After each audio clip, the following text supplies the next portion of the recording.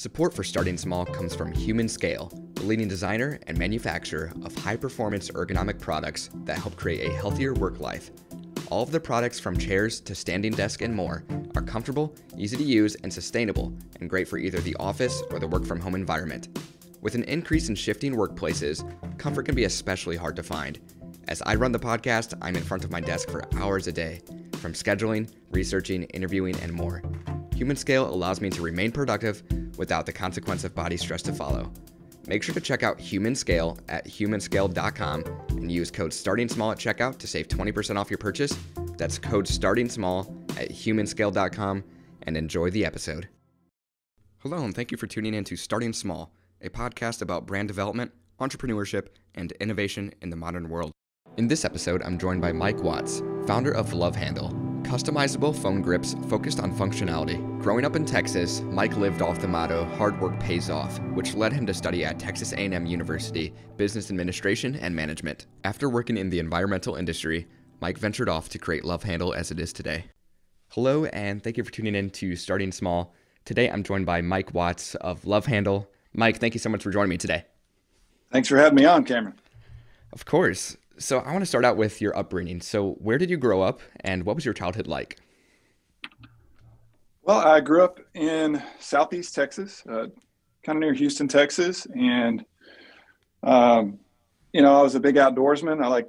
I'd leave in the morning, on the weekends, I'd leave in the morning my mom would pack me a lunch, and I'd have my slingshot, and I'd head out and explore. I've always been a bit of an adventurer, and I think I've always been a bit of an entrepreneur too. I was the guy selling,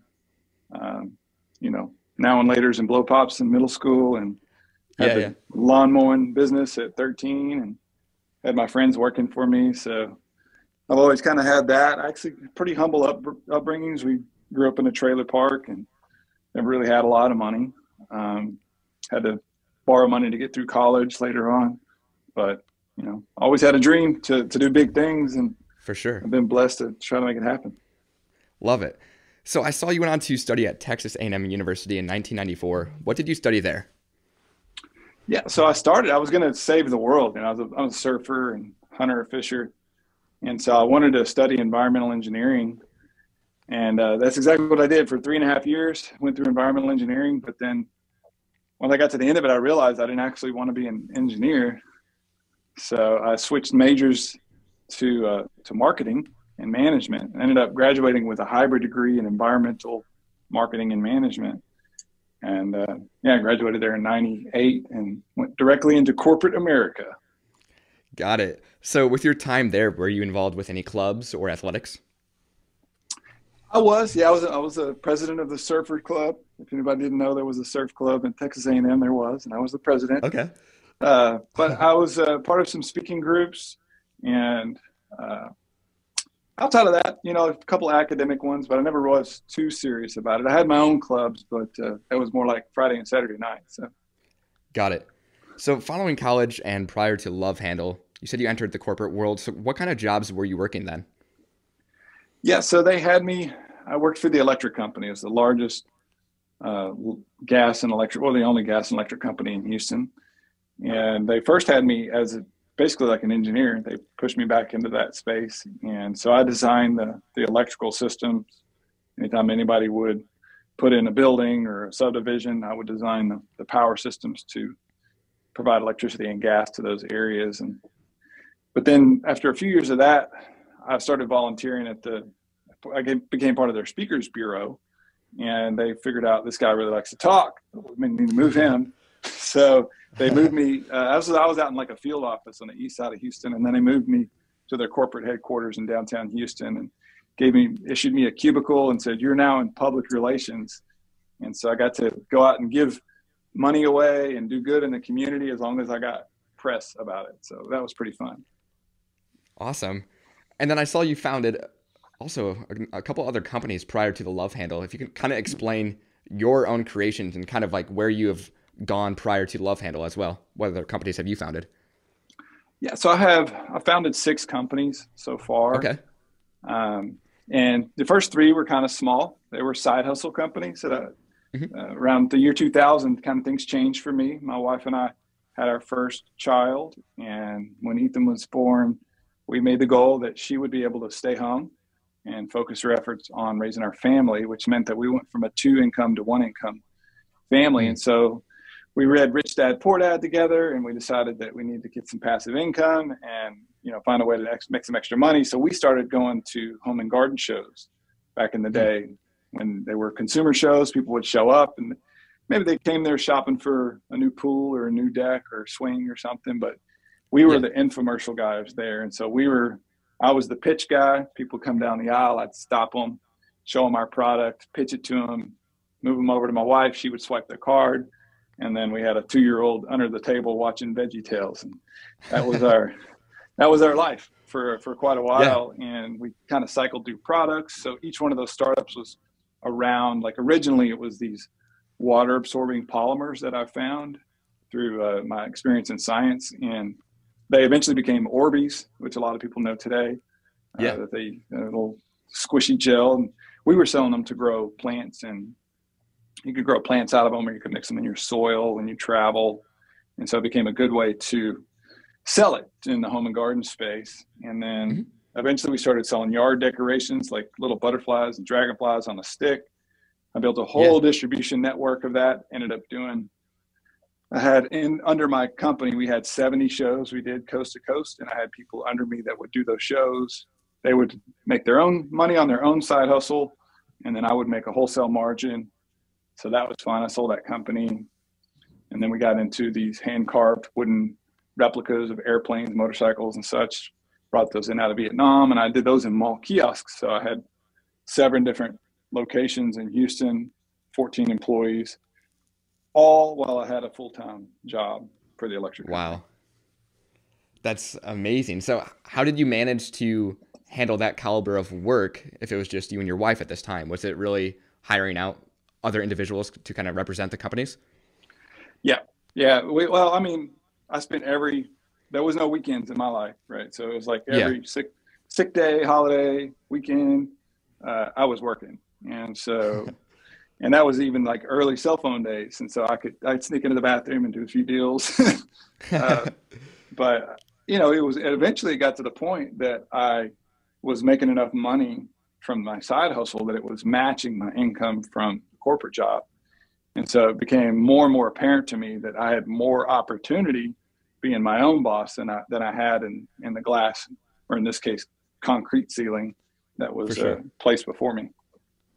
So I'm kind of fascinated now. So when did you exit the corporate world and eventually pursue your startups full time? When was this, and what were you working on at this time? So that was in 2004. Okay. I'd been working full time just over 6 years, and at my regular job, and then had the side hustle going for 4.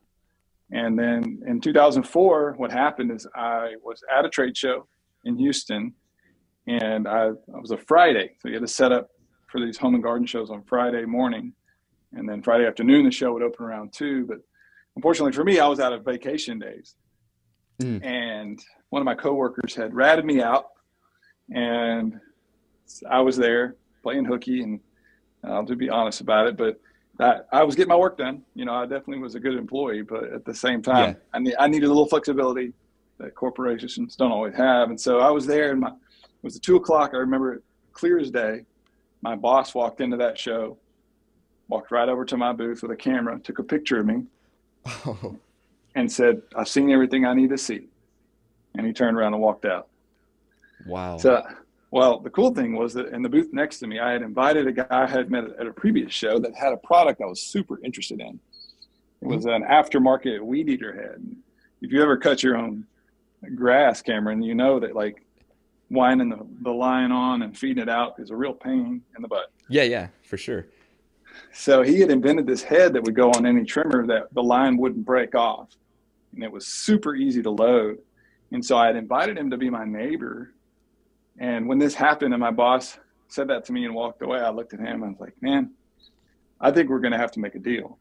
And he's like, "Why is that?" I was like, "I think I just got fired." He goes, "Oh, all right, let's make a deal." So that we spent the whole weekend talking about how I would license all of his patents that he had filed for. And that was, kind of leading up to that. All those other products I sold, I was frustrated because people were kind of, anybody could get them. So I was For creating sure. my own competition as I went, and I was in no way to keep competitors out of the marketplace. I knew I wanted something I could protect. And so when this happened, it was just that straw that broke the camel's back. And I finally said, okay, we're going to do this.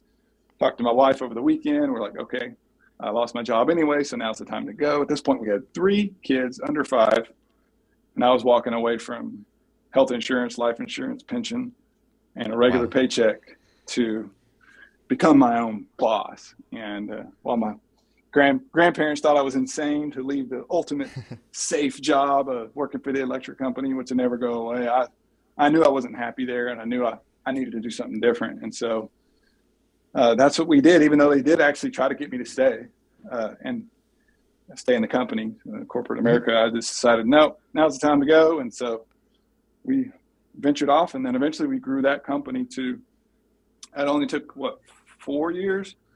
We grew that company to the #1 selling weed eater head in the world. And then Wow. 2011, we actually exited with just over $6 million we sold the company for.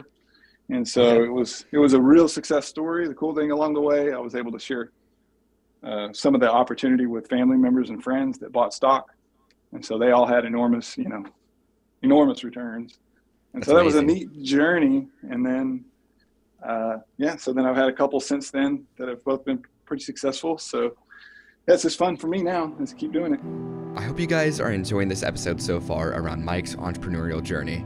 I wanted to pause and say thank you to this episode's mid-break sponsor, Newton Running, the leader in performance running shoes that promote gait efficiency for people at all levels of the sport. Newton Running's patented action-reaction technology provides dynamic shock absorption, energy return, ground feel, minimal heel-to-toe drop, and lightweight comfort. In addition to its devotion to help people run better, Newton Running is committed to corporate responsibility through sustainability efforts and through the support of numerous charitable organizations. Make sure to check out Newton Running for yourself at newtonrunning.com and enjoy the rest of the episode. Love Handle came around 2014, so what inspired you to create the Love Handle and also enter the phone accessory industry? Yeah, so I was, I'm always all that time I spent selling products to people, standing in front of them, asking them for that $20 bill. I learned a lot about what made a great product. And so the day that I ran across the Love Handle was actually the guy I had sold 2 of my previous businesses to, both small, like for under $10,000, each one of those businesses I sold. So small Okay. sales. But anyway, he brought it to me and said, hey, I found this product. I think you should take a look at it. And so I stuck a Love Handle on my phone. It was called a Sling Grip at the time. And the inventor had invented it like 2 years prior. And I tried it. I was like, I don't know. But then the next day I had my fingers through the band on the back of my phone, and I'm laying on the couch and not dropping the phone on my face like I had done the day before. I Yeah. was like, oh, that's pretty cool. And so we like, okay, we need to do something about this. This is pretty cool. And then Monday, this is a differentiator for anybody out there listening. Like this is the moment I look back on that really made it. I got on a plane Monday morning. I went and paid a full fare ticket to go fly to Minnesota from Houston to go meet the inventor. Went out to dinner that night with him and his wife, explained to them, this is what I do. I've made millionaires out of other inventors. I could do it with you. I really think you've got a winner here. Let's do business. And by that Friday, we had the deal done. I owned all the patents for this new phone grip. And that's, 7 years ago. And I Wow. think we're on the path to hopefully a $400 or $500 million a year company. So That's amazing. So what did that first, I mean, it wasn't a prototype at that time, but what did that first product look like compared to Love Handle today? Was it fairly the same? yes and no. The packaging was very crude. There weren't any designs. It was only black elastic. And then they had like 6 different colored bases. And he was literally building them with clothespins and super glue bottles in his basement. So that was where they were at that point. It was very, very early. But after that, we've, kind of evolved in all aspects, the design, like the prints and things like that. But then now we've just released this product called the Pivot Trim, or the Love Handle Pro. Pivot Trim was the weed eater head. I still Freudian slip that all the time. But the Love Handle Pro, and it has a full functioning kickstand with 2 positions, and it's magnetic, so your phone can stick to your fridge or anywhere else you want to stick it. And the straps can be swapped out. And we just released that this last year, but it's taken this many years to sort of finish design and evolve that, because we've made the commitment to manufacture this product in the US, which is much harder to do, but at the same time, we're ending up with a much better product. And we feel like this is the one that's going to take us to the moon. Absolutely. So the transition between acquiring the business, and you said he was creating it in his home with clothespins, and I know you have a factory now or a warehouse in Texas, and you guys actually make them in-house. What did that process look like, that transition of manufacturing the products from making it with clothespins to what you have now? Did you guys have a system down, or were you making it with your wife, etc.? What did that look like? Yeah, it was early days. You know, it's funny. It was our very first show, and we got a big order right out of the gates. And we were blessed with that. It was 280,000 units for Samsung. Samsung wanted us to custom print their logo on the strap, and they were going to give them out with the release of their new Galaxy phone. And we had no idea how we were going to make those. So we came back and got them to give us as much lead time as possible. And we were literally creating these kits. We had printed all the elastic, and we'd throw scissors and glue and all the components into boxes, and we were shipping them to all our relatives and states all across America to build and send back to us and assemble. And that was kind of we got baptism by fire, and we realized real quick we need a way to do this, you know, at scale. And so the inventor, he went back into his workshop and he said, I think I can build a machine to make this. I was like, really? Because I said, give me a couple months, I'll see what I can come up with. So he went and literally built the machine to make his product, and loaded it in his basement, loaded it in a U-Haul truck, drove it down from Minnesota to Texas, set it up in here, and we went from hand building to producing 1,000 units an hour, perfect quality, right out of the gates. Wow. So when was that? When did you transition into that machine then? It would have been probably around 2016. And then since then we have evolved, and now we have much better machines and multiple better machines. And then now with the Pro requires some very high-end specialized kind of equipment. And so now we've got all this equipment. We've got large form roll presses. And before we were like to print the elastic, we would just print out a sheet of paper off of a sublimation desktop printer, and then wrap the elastic around a board in like a spiral format, and then lay it and tape it down on there and put it in a t-shirt press. And then we'd unwrap it and then cut all the pieces to the right length and build it. But now we've got this big long form, you know, roll press, and then automatic cutters, and, you know, laser eye QC quality control things. And so it's just constantly evolving. Everything, if there's any one common thing, is that everything's changing all the time. Absolutely. So I saw that you have a partnership, or not, I don't know if it's a partnership or just a friendship, but with Daymond John. And I'm kind of curious, how did you guys connect, and what does his connection mean for Love Handle? Daymond's a great guy, and it's a cool story because I was, you know, I had the dream, like a lot of you guys, that I want to be on Shark Tank. Who don't want to be on Shark Tank, right? For sure. So we used to sit around and watch the show, and I auditioned. My dad and I actually auditioned, and he's my business partner here. And so we were at CES, the Consumer Electronics Show in Las Vegas, and we went and auditioned at the Shark Tank open call. And we made it through the first round there in Vegas to the second round. And we did the second round interviews and the application and videos. And then for whatever reason, the next round was like, you're walking down the carpet and you're going to see the shark. So for whatever reason, we didn't make the cut. And we were really disappointed. And I really, really had my heart set on making a deal with the shark. And I really wanted Daymond. It was going to be Daymond or Mark. And so we did it again the next year, and the same result.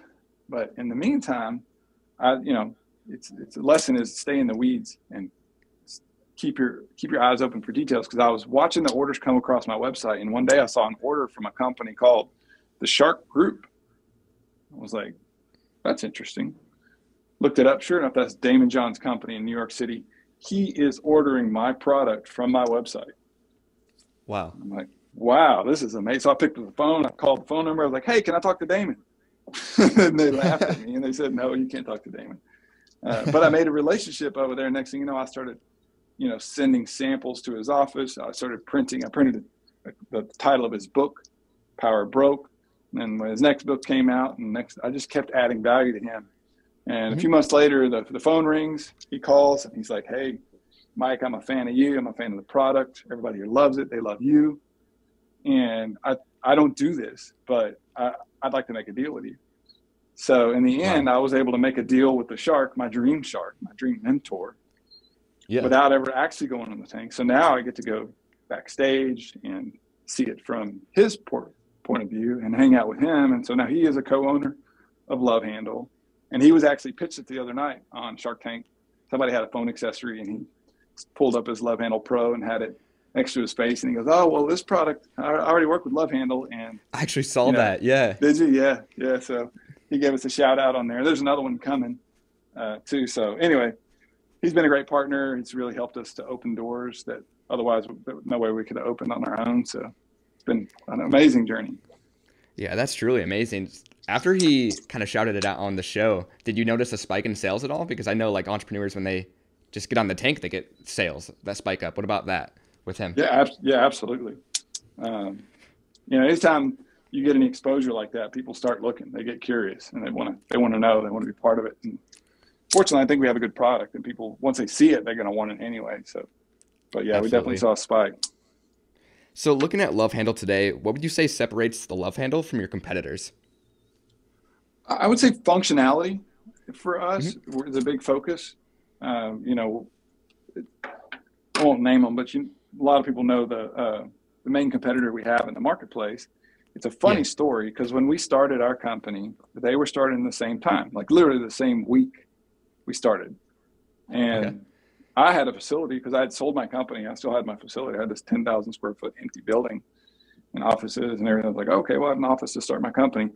These guys were starting in their garage at that time. So I was very aware of the marketplace, and I could see that this was going to be a real category that nobody had made. And I was like, I'm finally going to, like, that's the dream that I had, was I'm going to create a product category that didn't exist before.